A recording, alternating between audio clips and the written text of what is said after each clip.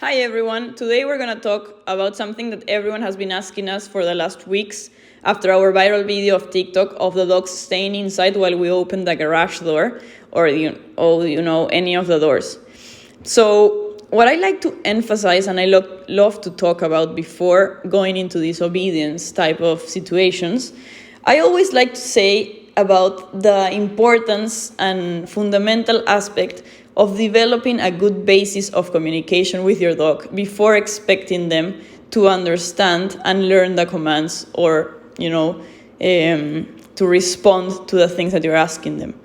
So for me, it's fundamental that you develop and set up a correct imprinting process as soon as the dog reaches your home, either as a puppy or as an adult.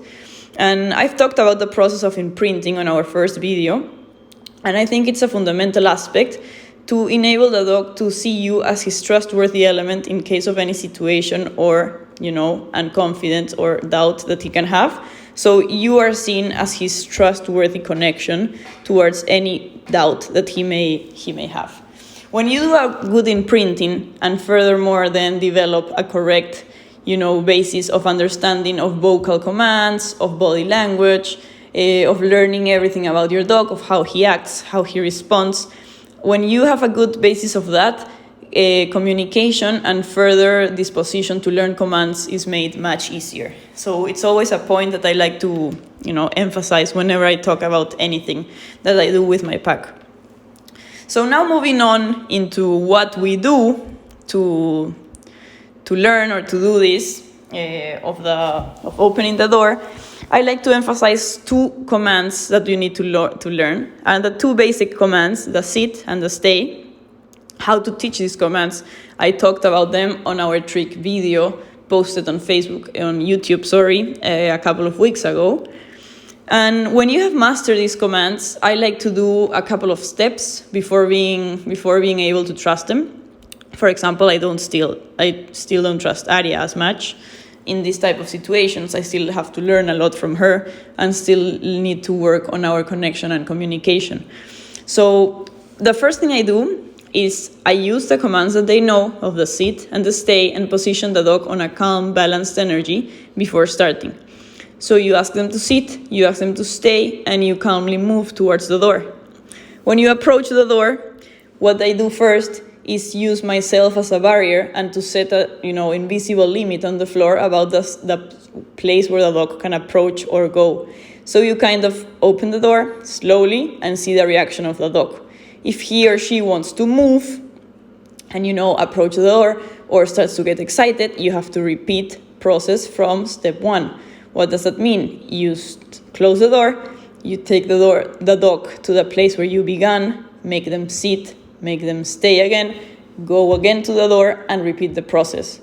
It may take a couple of repetitions or a couple of understandings or even some time to get the dog to stay calm and not overly excited, but you need to watch carefully your own energy because your own energy may be affecting the way that your dog reacts towards the command or the situation in which we are experiencing.